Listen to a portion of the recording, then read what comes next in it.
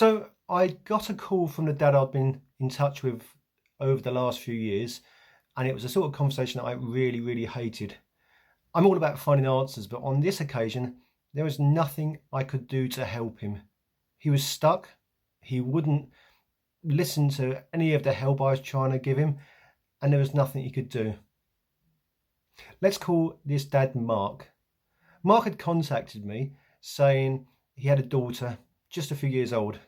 He wasn't married to his daughter's mother, and therefore he didn't have parental responsibility. He wasn't on the birth certificate. So he'd said to me, what do? I see my daughter when mum allows, and that's it. I'm allowed to come in and kiss my daughter goodnight and any contact that her mum allows. And I said to him, Mark, you really need to look at getting parental responsibility here. You're leaving yourself horribly exposed if you don't do that. Mark said, yeah, I know I should do that, but I don't want to rock the boat. You know, things are going sort of okay with my ex. She allows contact most of the time. And I said, get parental responsibility. There's a whole host of reasons that you need to get parental responsibility. Firstly, your ex could change your daughter's name and there's nothing you can do about it. Secondly, she can move anywhere she likes around the world and there's nothing you can do about it. Thirdly, she can give parental responsibility to absolutely anyone and there's nothing you can do about it. And he said, yeah, you're right, but I don't want to rock the boat. So he disappeared. Mark vanished off the radar, and a few months later he contacted me again and he said to me, things are not going too well. He said, my ex has reduced the amount of time that I can see my daughter. I'm not allowed to come into the house anymore. I've mentioned it to her and she's told me if I cause any problems, I'm going to have no contact at all. And I said, well, have you made an application for parental responsibility? And he said, no, I don't want to rock the boat. I don't want to cause any problems. And I said to him, look, mate, I said you really, really need to consider looking at parental responsibility. And he said, yeah, I should have listened to you. And he vanished again.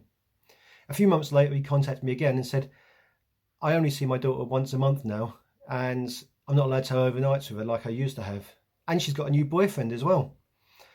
And I said to him, have you got parental responsibility yet? And he said, no, not yet. I should do. I'm scared. I don't know what to do. He vanished off the radar.